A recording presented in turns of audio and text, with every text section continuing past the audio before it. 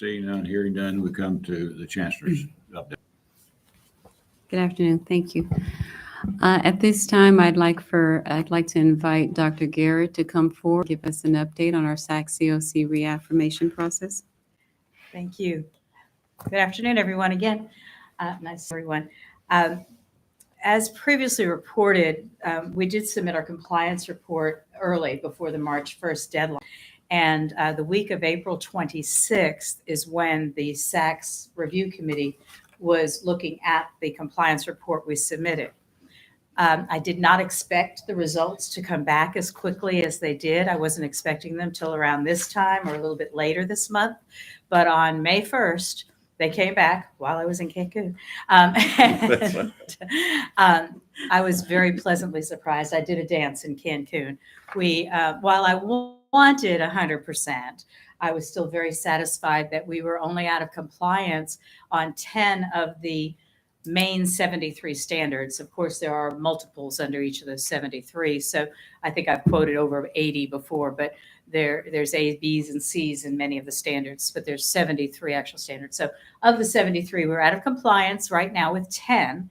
Don't get nervous about that. And then 8 faculty, they want us to, they didn't think that they were qualified. So we're working on that. And that's good because I've been on visits where there's 30, 40, 50 faculty of the hundreds that we submitted to have only 8. That's amazing. Now, the 10 compliance, non-compliance issues, we believe that we will be able to easily rectify them. As of tomorrow, we have a visit with our SAC's vice president, a virtual visit. It's an all-day visit from 8 to 4.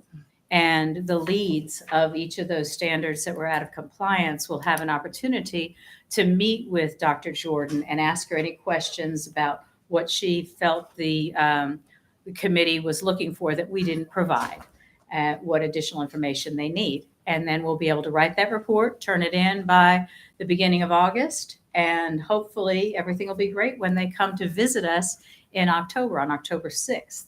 So, the team that worked on this, I can't thank them enough for what they did. And the ones that need to be on that meeting tomorrow, they're ready. They've reviewed what the team, the review committee said, and they have good questions for Dr. Jordan. So it's all good. It's all good. Any questions? Dr. Garrett, if I Yes. may, just to add some further context to that number 10, what is the average? The average is 15 per institution. However, there are some institutions that have 40 plus out of compliance notifications. So I think 10, I'm happy. Anyone? Questions? Just clarification. So this was like a pre-screening or in preparation for? Well, what the process is we submit a compliance report trying to justify that we are in compliance with each of those standards.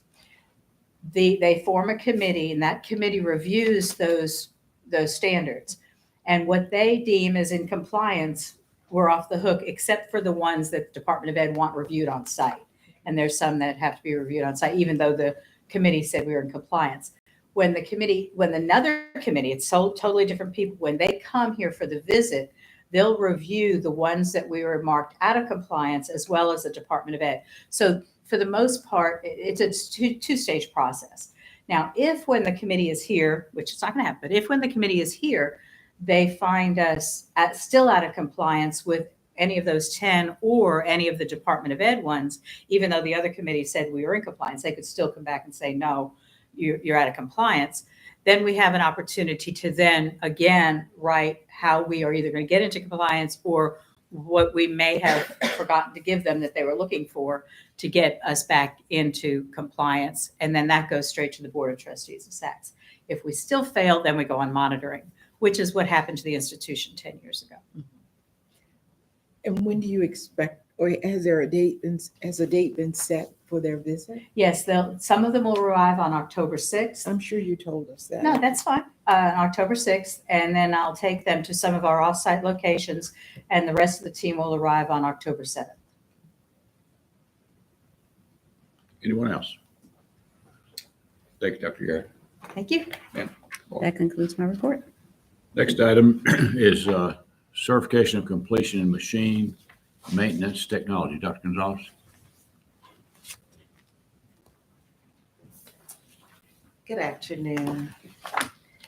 I'm here asking for approval of a new industrial technology program, machine mechanics technology. This program is an 18-hour, 5-course program that meets the need, and come on up, that meets the need in the industrial machinery mechanics industry. I'll let Mr. Kirshner talk to you about. I know what that's like. Machinery mechanics. I'm older than I look. Good afternoon. This is a high demand field that when we looked into, when they were talking about House Bill 8, and it was a high demand field, so we said, okay, what can we do? We're already teaching this in multiple certificates, but we don't happen to have that certificate with that title. So then Dr. Ady and Dr. Bach asked, can we turn around and make a certificate like this? So we went through and pulled out bits and pieces from each of the 4 different certificates that we teach to come up with the industrial machine mechanics certificate. And like I said, it's high demand. And now we just have to turn around and get it approved. And I believe this is the final process. And then it'll be in the catalogs, and we'll be able to offer that certificate as well. So the courses that you're now providing meet the requirement of the certificate. Yes. This is just to make it official. Yes. This is just an additional stackable certificate to go on top of everything Correct. else. So somebody Yes. could be qualified at more than one level Yes. in their field. Okay. Anyone else? Questions? Thank you all very much. I want to tell you that every time I see Kubota on the interstate parked in their in someone's yard, I think of you. It's like you're always in my head when I see those. But I just wanted you to know that I've been waiting to see you so I could tell you. So Well, you all need to visit down there in the diesel area because we have them out on display all the time. And if you want to take a ride, we have the rough terrain. That's And- really My what she board was hoping members for. will not be No, riding. No. I said what I meant. You may. We'll take that clip and send it to Kubota. No. Thank you. Mr. Anderson, ADA job updates.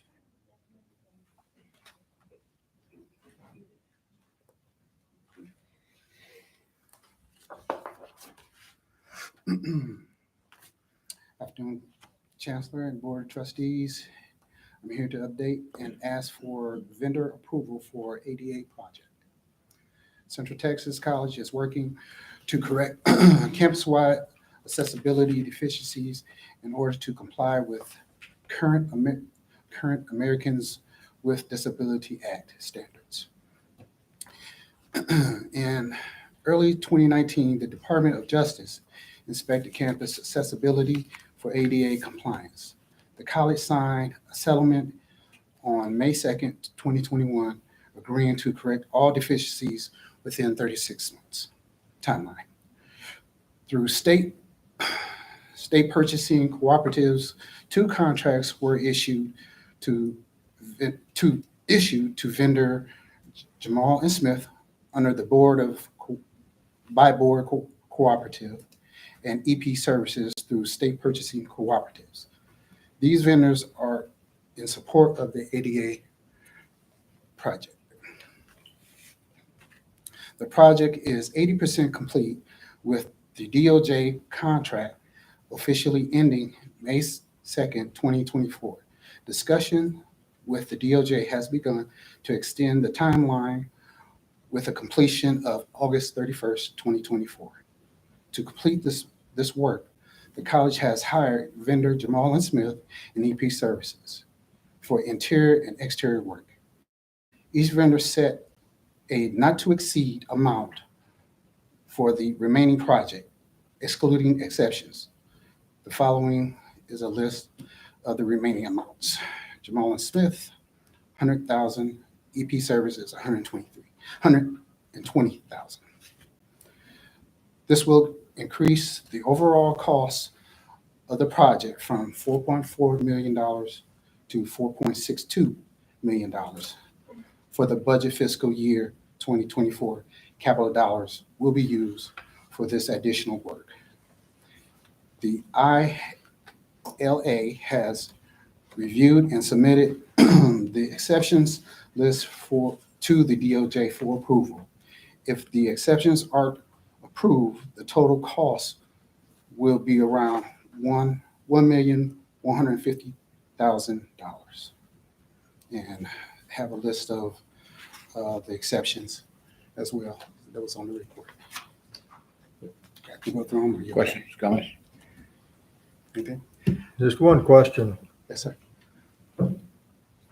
With the approval of this extension to August, is that going to put us in full compliance with the DOJ? With the work they're doing, yes, We'll be in And- full compliance with what they told us to do yes, in August. yes. Or do we still have more to do? But we still have more to do. We do have some exceptions that are on the list that we're asking for the DOJ to look at and exempt. Just because I started the project, let me kind of jump in Yeah. and work with Gus. There is the Department of Justice has some criteria that you can submit for an extension. When the cost of the work exceeds roughly 20% in a particular location, you can submit that. So we have been working with the independent licensed architect, the ILA, to be able to identify that list. We are going to, that is in the discussion about being submitted to the Department of Justice. We have to wait until the Department of Justice actually gives us approval of that exemption. If they say absolutely not, under no circumstance, doesn't qualify, then we will not be completed by the end of August because we will be required to complete that additional work at about $1.1 million.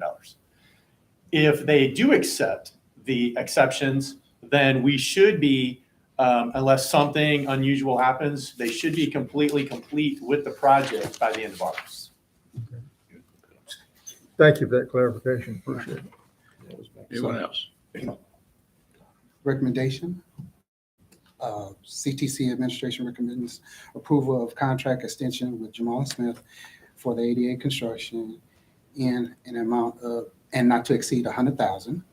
CTC administration recommends approval of contract with EP Services for the ADA construction services in the amount of 120,000, not to exceed. If anyone has questions between now and next week when we actually vote on that, you certainly can involve in that. Anybody else? You have another item. Yes. This is the classroom suite access control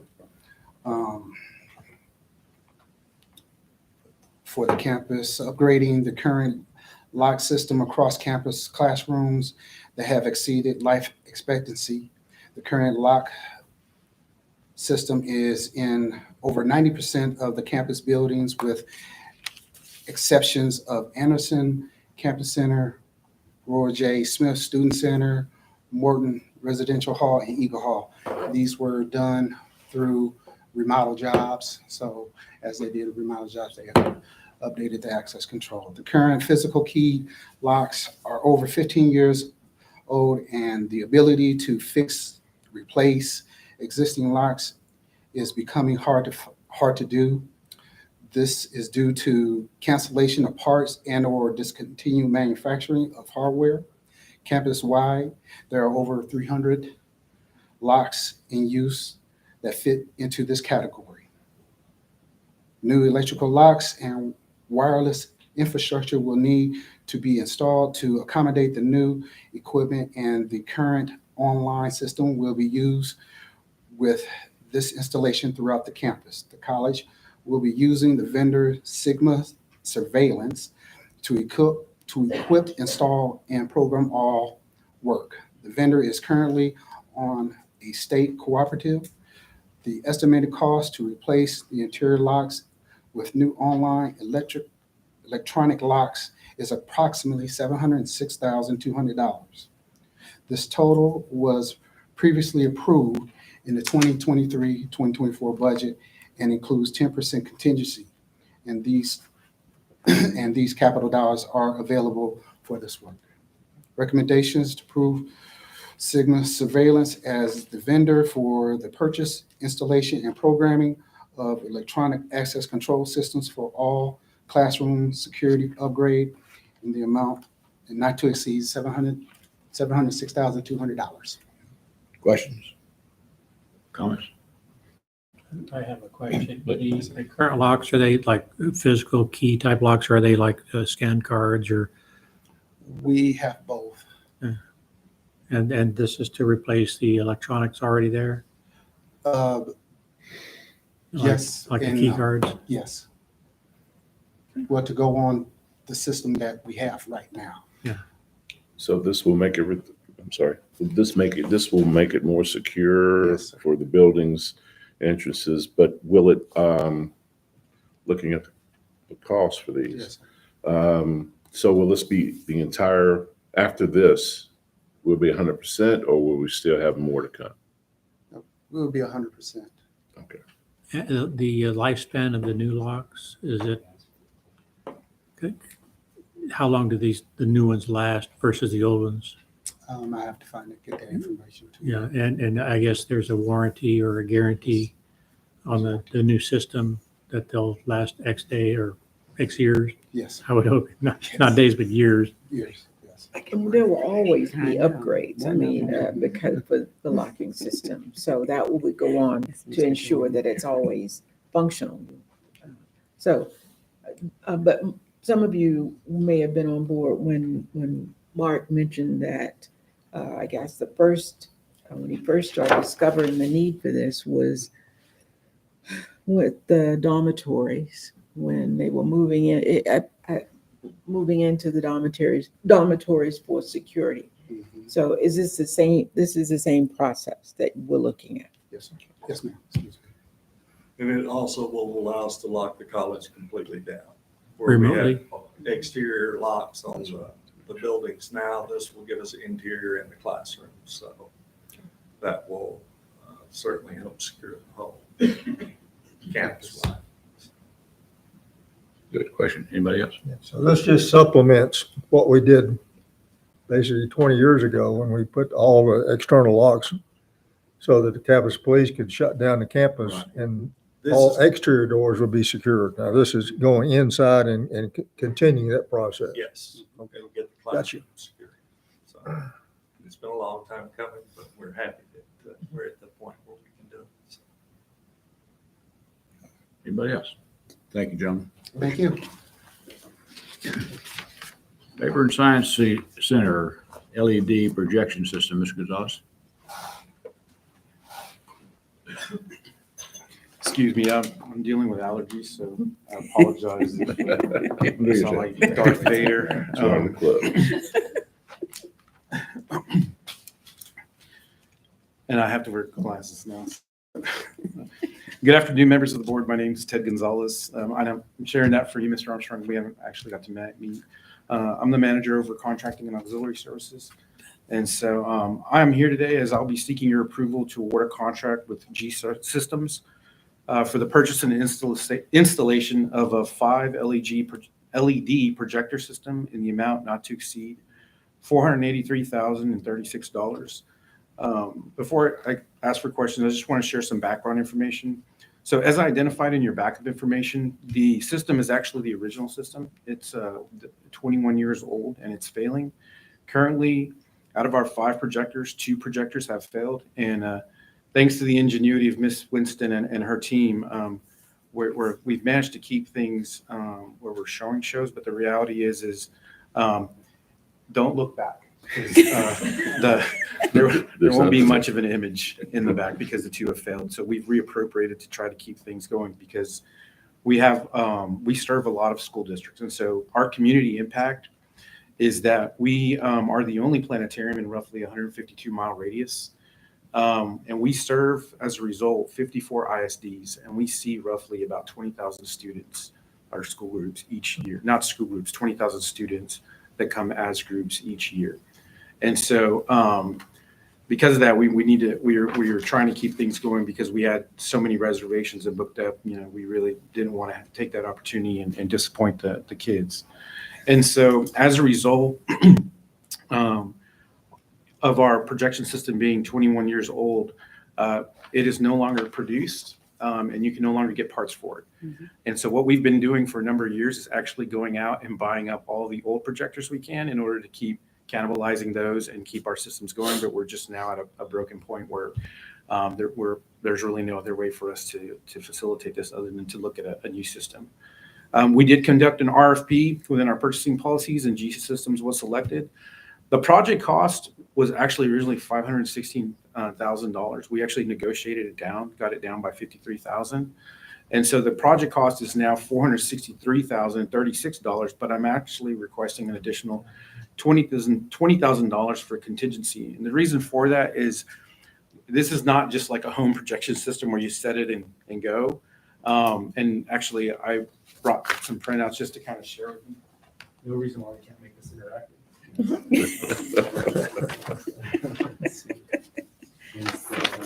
Thank you. Thank you, sir. Thank you. Boy, you got jokes today.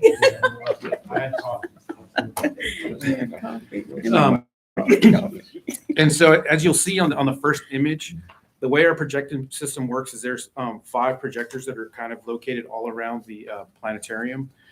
And this is actually a pretty good representation of the way our dome system looks.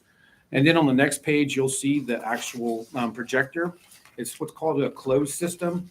And so that's actually a much better system because it will actually last a long time. And so right now, where ours only had roughly a 10-year life, but we expanded that. This one, because it's LED, will not only be better power, but it actually will last 20 years is what we're looking at. And we probably can get a little bit longer out of that. The second picture, which is kind of hard, is it's essentially a CAD drawing to show that this is very complicated and how they have to line it up and adapt it in order to meet. So each one of these are actually custom made for the purposes of our dome. And so my recommendation that I'll be bringing next week is that my recommendation will be that I'll bring to the board next week will be to approve a contract with G Systems for the purchase and installation of a 5 LED projector system in the amount not to exceed $483,036. I'm happy to answer any questions. You didn't mention any budgetary application. Oh, yes, sir. So within your backup, I identified that the dollars are actually located within the capital projects budget. And so that's where the funds were going to come from. So they're not funds being pulled from reserves. They are actually budgeted items within the capital projects budget. Other questions, comments? Yeah, one comment. Having recently been to Las Vegas, there's that big eye, that Yes. dome with all the lights on the inside and the outside. I guess that technology is far and away too expensive for our purposes here. Well, so these LEDs were actually far and away too expensive in 2017 when we looked at them. And so originally when we looked at the system, and this was with a different management team, we were looking at almost $1 million. And now I think there's some popularity with laser, but even that is ridiculously expensive and it's not to a point where it wouldn't fail. LED systems are really good. And so, we've jokingly said we're going to enter the 21st century and we're going to be like, wow, we didn't know there were that many stars. And so the opportunity here we think is great. So yes, sir. Anybody else? You have another item? Yes, sir. And so this is having to do with our reprographics production printer. And what I'll be seeking from the board is permission to enter into a lease for reprographics production printers, which has come to you. And as a result, we're looking to have a multi-year lease agreement with a base and 5 option years. And so the reprographics department is seeking board approval to leverage a cooperative contract with UBEO LLC for the leasing of the Xerox Color Production Press R120. The lease will be for a base year and 5 option years, and we would be procuring it through a Sourcewell cooperative contract. As I noted in your backup, this does not increase what our budget is for the printer. And so the price per year is $67,200 with a total contract value over the 6 years of $438,200. And those are option years. So we would actually exercise each year. But one thing I want to say is this is a completely new and advanced system. We actually were able to say, and I say we, but actually Lyra gets all the credit for this because she was able to negotiate the price down $22,000 a year. So there's a $22,000 a year savings, and we're able to keep it at where we're at currently budgeted. And we're getting a much more advanced system that can really do some really neat things that I will not pretend to say that I understand, but gold inlay and some really sophisticated things that we're allowed to do.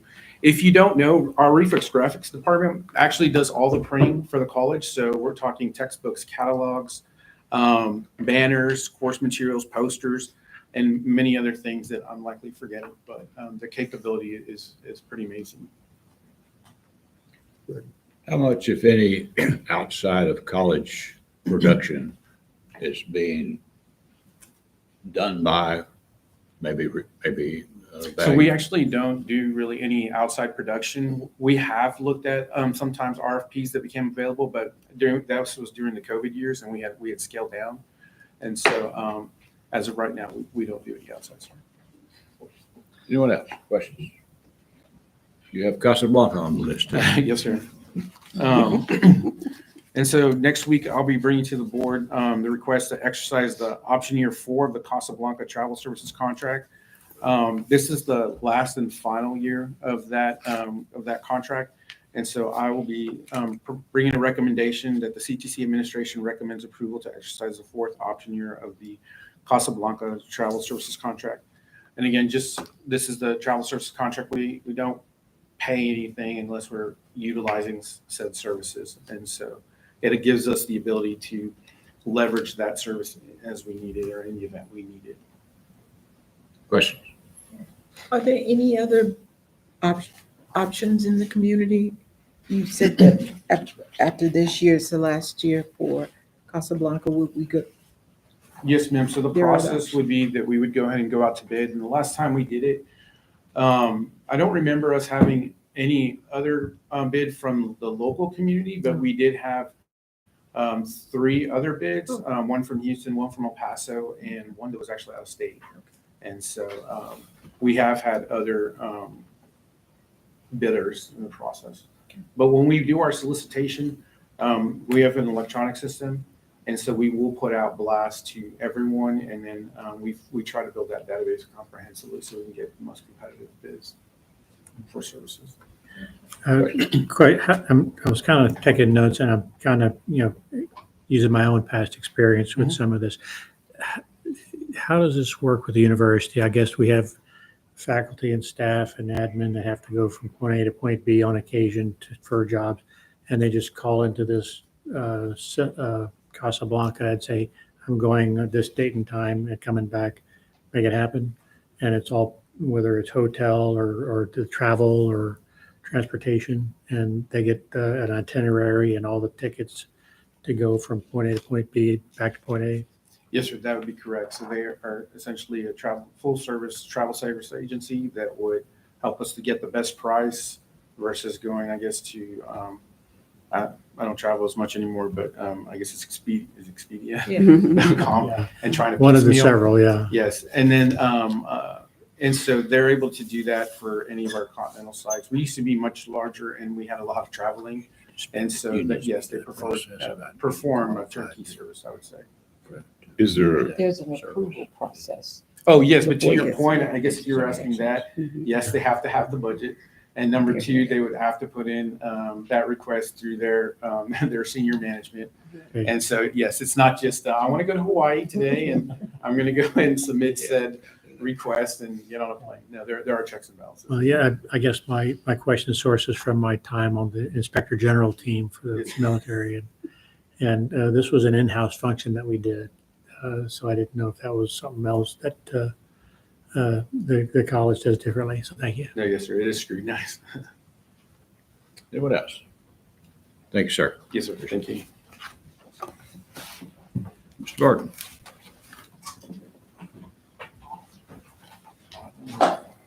This is for the third option year with lot burning at 74,000, and they'll have one more year after this one. They'll be auditing 23, 24 this year, so they'll have one more year after that.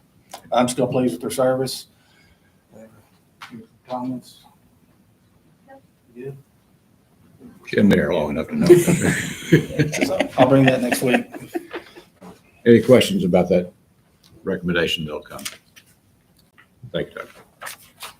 Mr. Hermson. Funding changes. All right, good afternoon. Okay, so in your read ahead, we had provided some information in regards to some of the formula funding changes that are anticipated for fiscal year 25. And so I'm not going to actually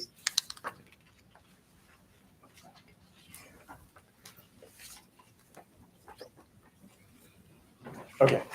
So I'm not going to, I'm going to go over some slides and they're being passed out. So this is going to supplement the information here. Sometimes having it in more of a graphical way can be helpful. And then I know that several of the board members attended a trustee event on Friday. Am I doing that? So they attended, and so I have some additional information related to Central Texas College. Maybe I need to talk faster. I don't know. So, okay, we will jump in a minute here. It'll probably go to the next slide automatically. But there are going to be some focus areas for fiscal year 25. So, and those are around these four areas: credentials of value, fundable credentials, high demand fields, and then the general methodology. So the first area is achieving a positive return on investment. So this is one of the changes from, sorry, I'm not sure what. I think they've given up on you. I keep my finger on the button. This works well, by the way. Do you just want to go off the paper? Okay, we'll just go off the paper. So at the top of page 2, we have the credentials of value. So there is a change going forward. The coordinating board has added credentials of value premium. And that is essentially when they achieve a positive return on investment before a target year. You'll notice that the coordinating board is really moving towards return on investment as a lot of their measures. And then the typical credential of values is just now called credentials of value baseline. And it compares the wages that a graduate would achieve within 10 years compared to a typical student. So there is an additional dollar value associated with the premium. I can go over that. I did not put those dollar amounts. If we want to talk about it, we certainly can. Moving to the next slide, the fundable credentials, adding new credentials. The two on the right is what I'll go ahead and highlight. So there's a Texas Opportunity High School Diploma, and this just allows for students who are working and need to achieve a high school degree, have that opportunity while concurrently enrolling in some type of career and technical education program. So it mirrors both of those up. And then they are also allowing third-party credentials, and this is through an outside organization called ACE. There are a number of requirements that those credentials must meet, but just wanted to go ahead and at least let you be aware that third-party credentials can be embedded within programs that will allow for additional award dollars. Mark, can to you the give me an organization. example of what might be a third-party credential? What that? Yeah, so you have, as an example, you have the University of Texas only because, and I think when we were at the coordinating board in November, they had, was it the trustee event? But they had a company there called Coursera. And so Coursera is actually a part of the ACE, the American Council of Education's National Guide. So it's an organization, but Coursera happens to have courses within that ACE program. And so if you were to go ahead and utilize a course that meets certain criteria, it's basically certain hours, certain semester credit hours, or essentially contact hours, and then they go through, they take whatever test is associated with that. If it's embedded within a course, we can receive a credit or an award for that. Also, ACE is in the Army or in the military in general. Like we submit our ACE application when we were applying for colleges, and they give us they would go over our AIT, our basic AIT, and then PLDC, BNOC, ANOC, and then go over it and see how much embedded education we have in it, and award college hours for that, for work experience and stuff. I will tell you, I mean, this has been one of the changes because there's been a lot of confusion around third-party credentials and how the coordinating board was going to create a common platform for how you could receive credit hours based upon that. The difficult thing for us is trying to really extract out from the website all of the applicable credentials that are there. In one of the conferences I went to, I said, well, what if is there an opportunity for us to ask or request for additional credentials to be placed on the ACE website? And they're like, yes, you can, but there's been no real way of doing that. So they're inevitably, with all of the 50 community colleges throughout the state, they're going to have a number of colleges that are going to say, hey, I want these credentials to be recognized. How do we get them on the ACE platform? And so I think there's going to be more to come. But for us, the important thing is how do we extract that information so that we can potentially look at it, evaluate it, and then determine if we want to embed it within some of our courses and programs. Good, thanks for that. Okay, moving on to slide 3. The high demand field. A little bit of a change here. What they were doing is the state has identified across the state the high demand fields, and they've gone ahead and looked at the top 10 growing occupations.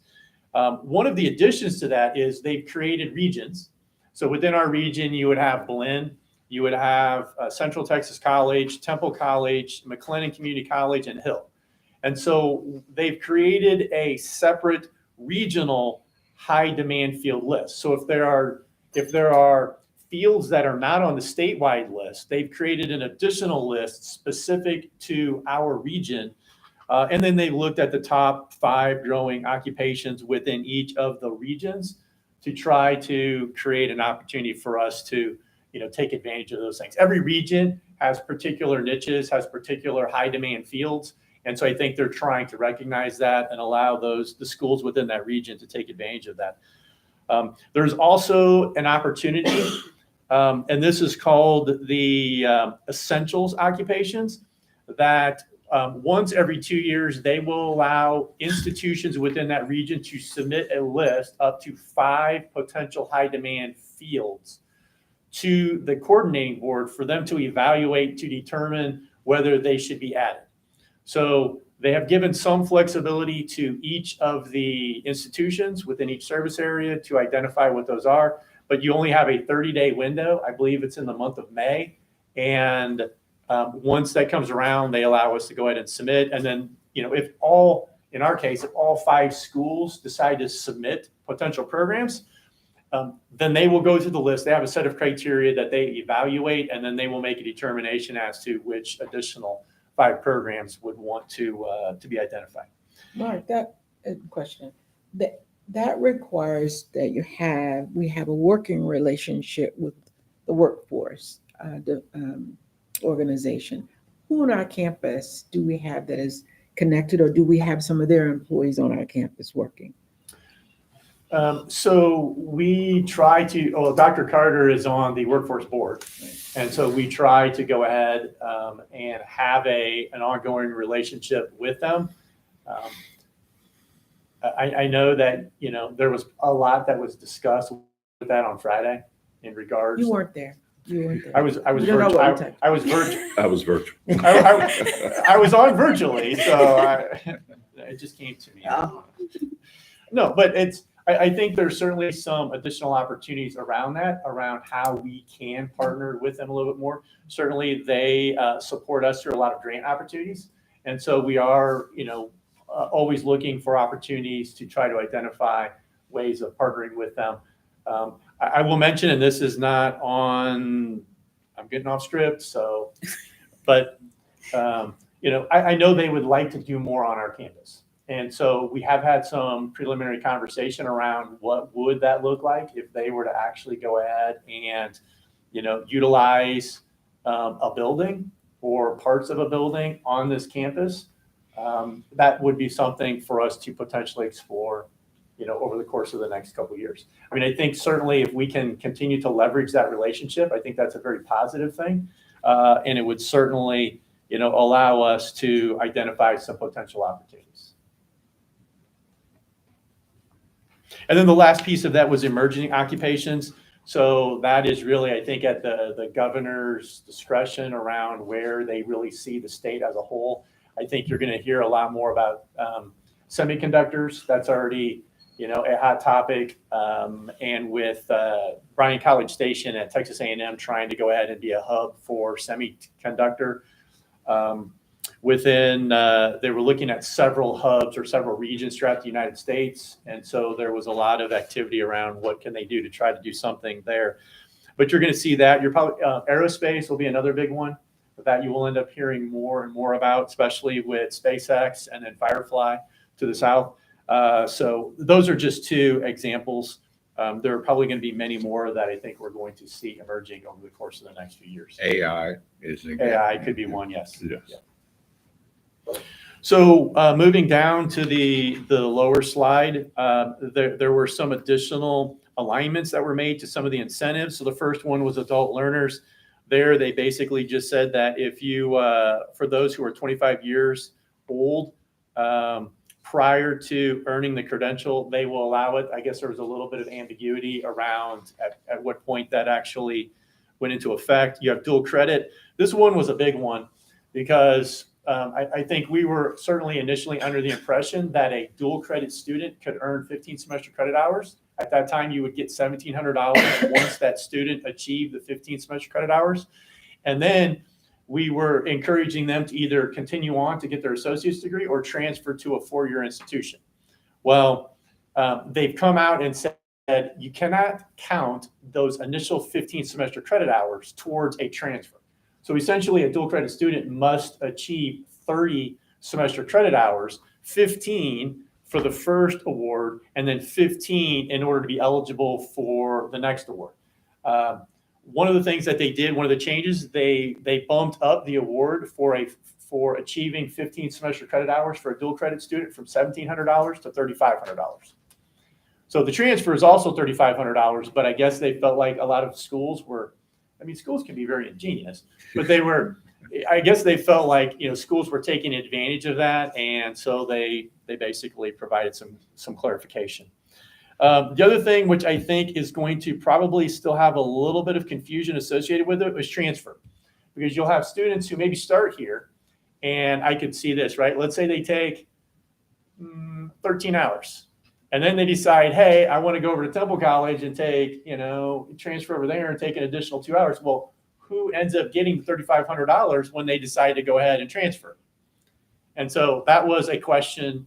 I don't know that I have a warm fuzzy around that. I think the feedback I'm hearing is, well, whatever institution the student attended last. And so I don't know if that's ultimately going to be what finally happens. It doesn't seem fair, especially, if you have an institution who has, provided the majority of the education and the student ends up transferring, and then from there they end up transferring to a four-year institution. But they're trying to say only one higher ed institution is going to receive the transfer dollars. So we'll see what happens. So we could put a red flag on those students and not let them transfer our hours. So we're going to wind up like the NCAA, is that right? Exactly. It'll Worse. Well, I think the importance here is what do we have to do to retain our students, right? I mean, what do we do to not give them the desire to transfer to another institution? We need to be able to provide that and be someplace that they want to go ahead and remain either until they graduate or they get ready to transfer to a four-year institution. The next one is outcomes forecast, and this can be a little bit tricky. I'll wait till the next slide because I give you a little bit more of a graph, and I'll do my best to explain it. Anyway, and then there's some source data. They were using iPads for some of their information on how they make calculations regarding the formula funding. And then they're going to go ahead and look at collecting this data themselves. They say for increased transparency and accuracy. So I'll leave it at that. If you jump to the top of page 4, I will try to go ahead and explain what they're doing regarding the performance to your outcomes and how they're projecting it. So they're looking at a 7-year period of time. So they're going back to fiscal year 2018, and they're going through 2023. So that 7-year period, they're looking at what the trend line is, and then they're projecting that trend line for fiscal year 24 and again for fiscal year 25. And then once they have those numbers, they will average fiscal year 23, 24, and 25 to come up with, a number. And then they will basically compare that to where you would be at, I think it's in fiscal year 25. And whichever is higher is what they're going to potentially fund you at. And so their whole idea is to try to reward institutions who are seeing, positive improvements, because they want to be able to go ahead and recognize those changes. With that, though, there are some guardrails which really just apply to this upcoming fiscal year. There's a negative 5%, so they're saying you can't really lose your funding below more than 5%, but then there's an upper tier. You're not supposed to be able to, accumulate more than a 10% increase. And then with all of that, which kind of goes to the last slide there's a reconciliation period that occurs after the end of the fiscal year in October. And so what they'll do is they will go through, they're making projections, right? So here's an example. Let's say that we're in the middle, we're already in the projections. They will have gone through and estimated what our award should be. When they get to October of the next year, they will then have all of our actual data, and then they'll go through this reconciliation process. If they were to determine, oh, we actually overfunded you because the awards that we had projected were not what we projected, then it'll be an additional year. They will actually give us less money by whatever they had overestimated. And so there's a 2-year lag in there from actually what we ended up awarding to when we go ahead and actually receive the dollars, or the adjustment after the reconciliation. Let me stop there before we kind of get into, I think a lot of that was a little, I don't know if it was confusing. Well explained. What they said. Okay. Well, at least I'm tracking. It's a good thing I watched the video, right? That's what they said. Okay, so I know several of you were at the discussion, and there was some other information in regards to data, right? So in an attempt to go ahead and begin to share this data, and this data is like a week and a half old. So we just saw it for the first time, I don't know, like a week and a half ago. So if you look at on page 5, the top slide here, you can see these are the 5 colleges within our region. And so you can see, if you look to the far right, the total difference, where how those institutions are going to be impacted by the changes in the funding model. And all of the changes that I explained have been reflected in this coming fiscal year funding model. So you can keep in mind where we're at comparatively to a number of the other institutions within our region. We will see a decrease in state appropriations. You can see this year it was $15,939,000. there will be a $273,000 decrease. So we would be funded at 15,666,000 essentially for the coming fiscal year 25. Right below that, we give a little bit of a breakdown. You can see the comparison between 24, where the funding was there, and 25. The 25 is in the light blue. So you can see where, we will end up losing a little bit of funding on the associate's degree. We'll end up picking up a substantial amount on the transfer, dual credit. Actually, I take that back. So the dual credit was where we'll end up seeing a substantial increase in some of the funding, along with some of the certificates and stuff. But wanted to just kind of give you a general breakout based upon some of our overall funding, where some of those differences that have occurred between this current fiscal year and the upcoming fiscal year. And then if you go to page 6, the rest of the slides that I have just show you what that trending looks like in each year. A lot of the trending that we have had when you look at overall enrollments have basically flattened out. So, because I do think this is an important part. Certainly, our future funding is going to be tied to outcomes. Outcomes, a component of that is enrollments, right? We need to make sure we have the enrollments. We need to make sure that we're providing credentials of value that we can potentially award to students. Summer enrollment is actually up a little bit. We have basically flattened out on the overall enrollments. Where I think that becomes important is because they're looking at unless they change it, because they're looking at a 7-year period of time, it is going to take a while to change that trajectory for us to see some type of, substantial adjustments within the state model and the funding. And if we were to continue to stay flat, you will see basically similar numbers.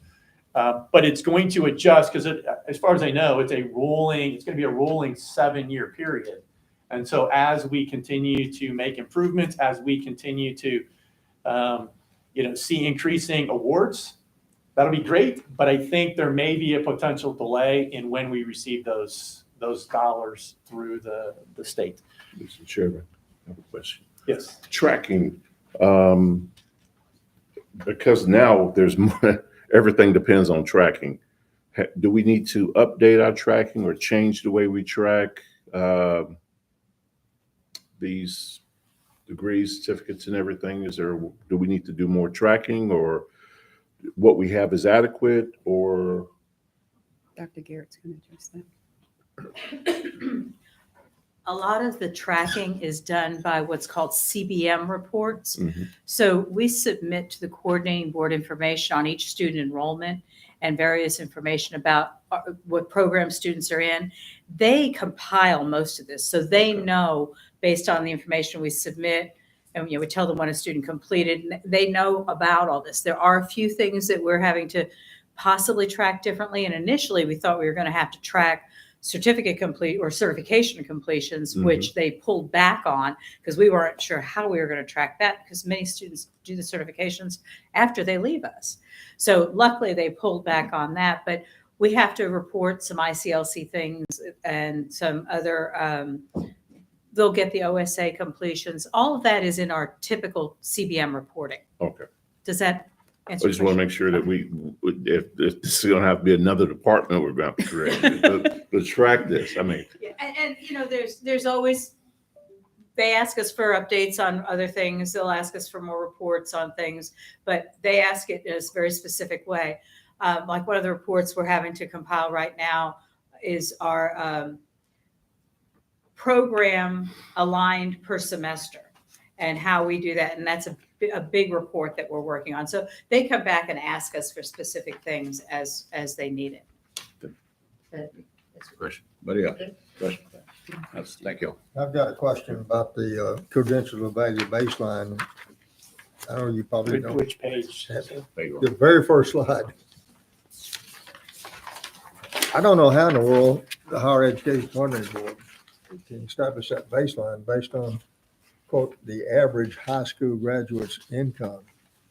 I don't know if a student goes from Clean High School when he joins the Army, we can know how much a private gets. We know that because that's federally mandated. But I don't know if that student then goes and transfers to Roswell, New Mexico, and goes to work in the oil field and how much they're going to make. And I don't think the higher education board does either.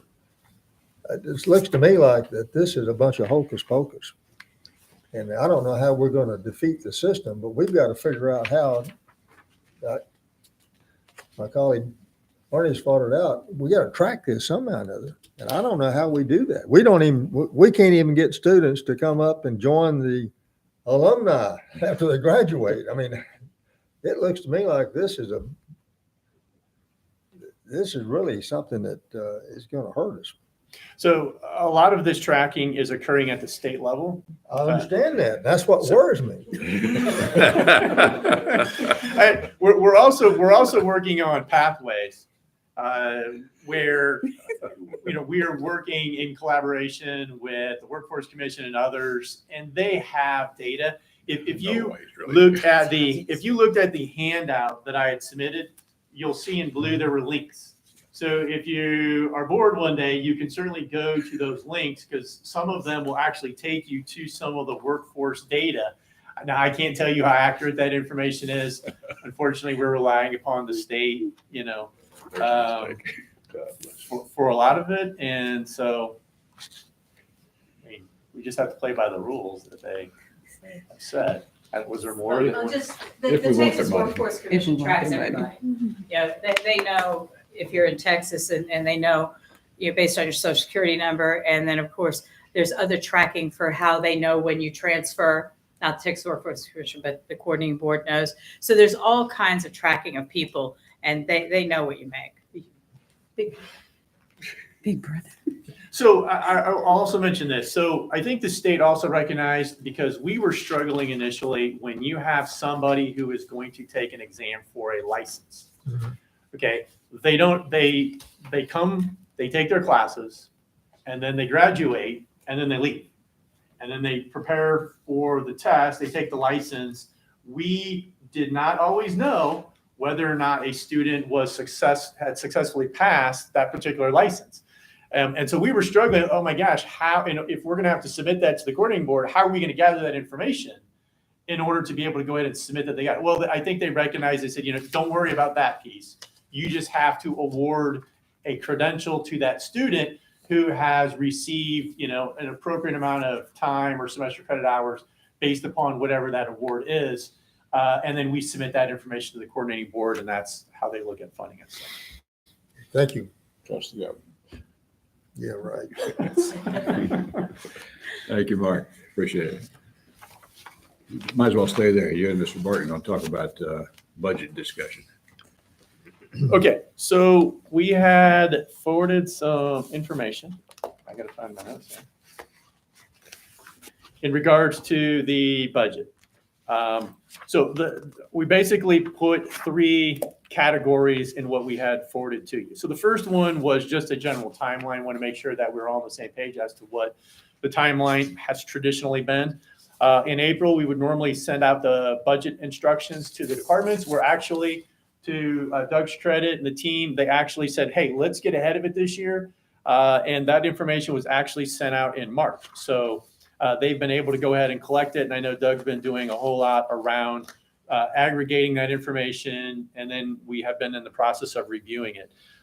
So that's what we're doing now. In July, we have typically, brought information in regards to the certified appraisal rule. We actually received some of that information, and when we get down into the budget assumptions, I'll go ahead and share what some of that is. But we don't get final information until the end of July. And I think last year it actually rolled into August, if I remember correctly. So, but that typically happens. And so there's additional discussion at a board workshop in the month of July. There would be and then Dr. Carter and myself would review that information before it does go to the board. And then in August is when we would the board would end up voting to adopt any type of tax rate. And that typically happens at a special meeting, which we have been doing over the last several years. And then there is the budget, which is also presented at the board workshop and then again at the board meeting for approval. So that's what we can expect for the remainder of this fiscal year in preparation for the approval of the budget for September 1st.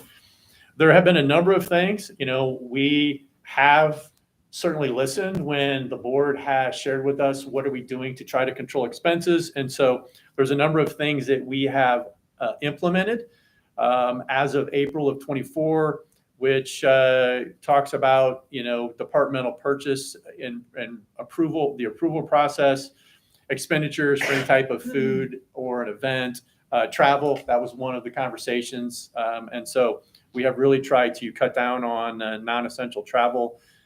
Open positions, certainly those go up to be fully vetted through the vice chancellor or even the chancellor if it's considered a new position. And then certainly Ms. Jordan does a review of those as well when we get position requests. So we're taking a number of actions to really try to maintain control over the expenses this fiscal year. And I would anticipate a number of those things would continue on into the next fiscal year as well. Some of the budget assumptions that we put in here, based upon the tuition increase that the board approved last month, we've been able to go ahead and factor those into. We've also gone ahead and talked with Dean Welsh. She's given us some projections, or not projections, but she's given us some actual numbers from the previous fall, spring, and summer semesters that we've been able to go ahead and utilize the current tuition rates for. And that's been helping to generate some revenue numbers. Special fees or anything associated like that, we'll just look at using the current fiscal year actual numbers. Waiver and exemptions, we'll continue to look at what we did the previous year.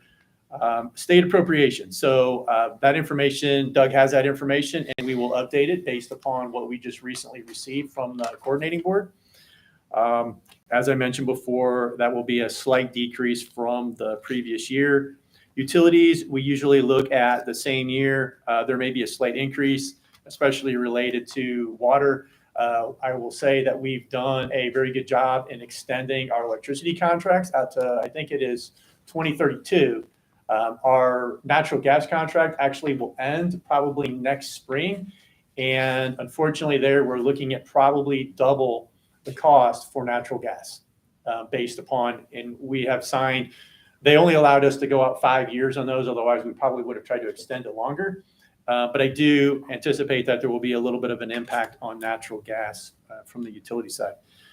Depreciation, there was a bump up there just from some of the capital projects that we've been doing, and as much as we can capitalize regarding the work with the ADA project, we will do, as well as some of the other projects that we have going on. Taxes, I know this is probably going to be a topic for further discussion. We have gotten some preliminary Bell CAD taxable value estimates. I put that in there, and then we had received about a week and a half ago, I think, the Coriel taxable value estimates. I put the percentage increase there for each county. As we look at the budget overall, I do think we need to have some conversation around what do we do. In the past, we have talked about, and we've traditionally, and I think most of that is because of the cash reserves that we have set aside. But I do think we do need to have conversation if we really want to reinvest in programs, especially related to House Bill 8. Do we need to do something other than the no new revenue rate? Do we need to look at something closer to the voter approval rate, which would certainly keep us from having to go out for an actual vote, but there's flexibility in there as to what rate is selected. Salaries and benefits, that's certainly something that we've been actively discussing. There will be some recommendations that we've looked at in regards to some cuts in that area. And we're still trying to identify what that total amount is, but that would be reflected in the budget as well. You have the non-salary expenses. There are some additional impacts that we're going to need to make sure that we are controlling. I don't know, the Department of Labor has changed some of their criteria as to who's considered exempt or salaried versus not salaried, and when overtime is actually do for a particular individual. So that's something we're going to have to monitor closely. And then I have the list of the capital projects. These are really, we're trying to align these again with our facilities master plan. We've typically tried to keep that within $4 to $5 million. I did include the $1.1 million in here if we did not get the exemption from the Department of Justice and we had to do that particular work. If not, that certainly would come off and we can decide, do we want to look at reinvesting that in some other way? And then we have been actively looking at programs. What programs do we want to invest in? Which programs do we want to close? The deans have been working with us around making recommendations, and so we've been going through that list. And I would anticipate that will continue as we try to finalize the budget. So, I don't know. Was there anything that you wanted to mention? Questions? Other questions? Mark, thank you. Appreciate it. Next item is recommending topics for upcoming agenda items or announcements from members of the board. Ernest? No, sir. That's Okay. Nothing. Next item is remind you of the board meeting next week, Tuesday, May 28th at 1 p.m. And then the June workshop will be on the 18th of June. That concludes the workshop for today. Thank you.